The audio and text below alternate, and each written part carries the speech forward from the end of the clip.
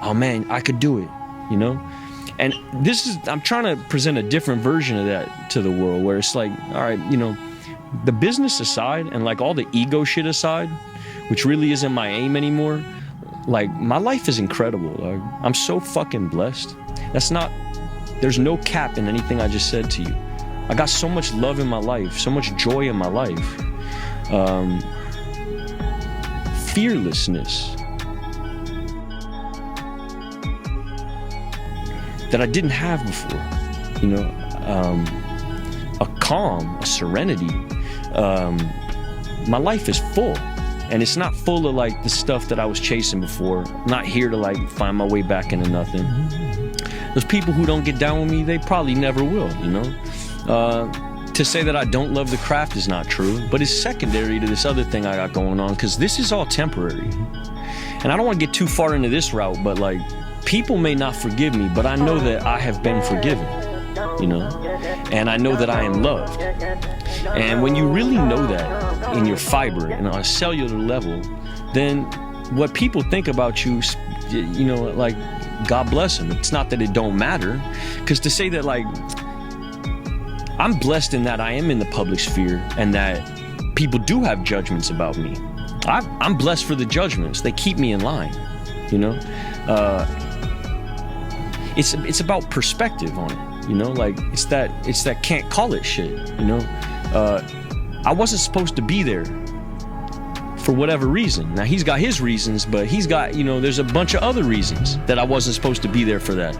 I think about the jobs that I got fired from when this shit just popped off, and I think, yeah, I wasn't supposed to be there, you know. And there's a strange kind of weird validation on the other side when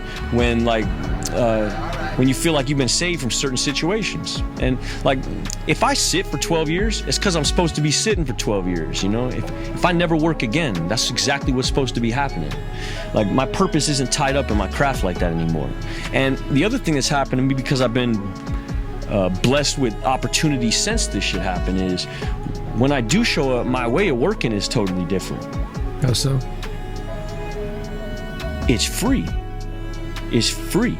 It's like, I mean, I heard people talk about this, but it's not so like controlling and nitpicking and trying to figure out what I got in my pockets and how I'm gonna sit and let me do it this way, and like there's a perfect take and a fuck take and like, you know, it's not that anymore. It really becomes like this, like a jazz routine with me and the universe, you know. I pray before I do shit.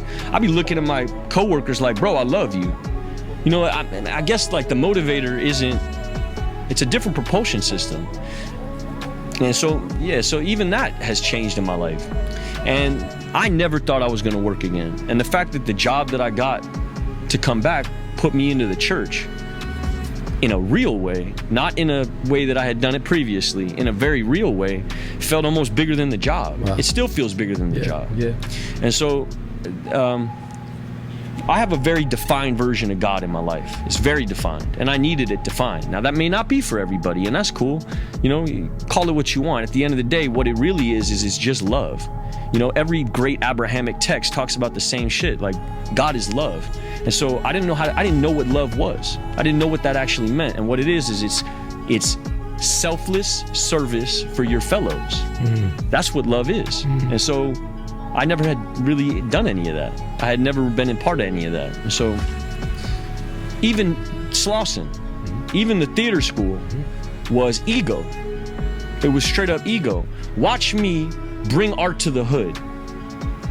And you know, looking back on it, I could navigate a little bit better because of my upbringing, and I didn't look like such a fucking square walking in because I knew who to go to and how to move and da-da-da. But at the end of the day, it's the same shit.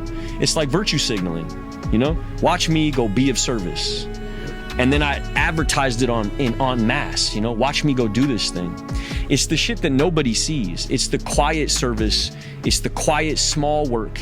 That's the stuff that actually is much more fulfilling, and really that's really what's been motivating my life. It's the only reason I can like wake up and have any respite in my life. It's the only reason I can have any kind of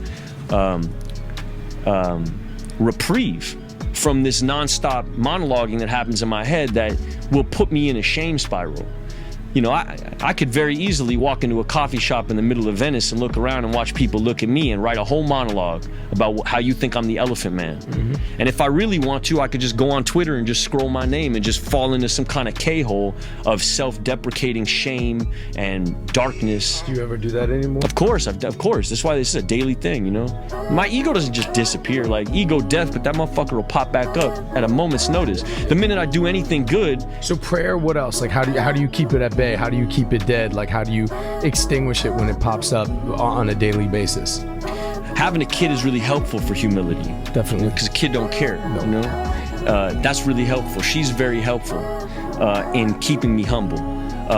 Having a squad, being a part of a group that gives you feedback in real time. Can you walk me through the squads? Is that, how often is that? It's a meeting? It's every day, 60 dudes.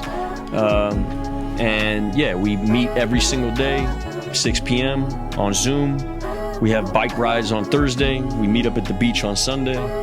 You know, we go to other groups and stuff like that. But it's like it's a squad. It's full on. It's like a gang. And I get out of it what Bo gets out of being in the Pueblos. Bo's not gonna tell you about all the bang shit he gets out. He's gonna talk about the love that he gets in it. And you know, I remember Bo telling me one time, like, I remember asking him questions like you did, like, why did you join this? And I remember him telling me a story about how, like, he was in the middle of some shit at a house and 50 dudes showed up for him to help him. That's the feeling that I get out of, like, this squad that I have. You know, it's not tied to like what I'm doing. They don't ask me questions like, "Hey man, what are you working on?" That's not what goes on in that room. You know, and there's other people in that room who dip and dabble in the arts and stuff like that. But there's also like just regular cats. You know, and it's a great equalizer. It's a great equalizer. It just keeps me in check. It keeps me on the ball. You know, it keeps me in alignment. You know, they ask questions like, were you honest all day? You know, they ask questions like, what'd you do for somebody else today? You know, were you kind to all God's kids? Were you kind to everybody today? Oh, you weren't? Tell me about it. Well, I flipped a dude off in traffic. Word? Why? You know, well, and then you talk it out. Not that you're trying to dwell in the toxicity, but like you're trying to build an awareness around how you move in this life so that you can create like a bit of distance from your reactions.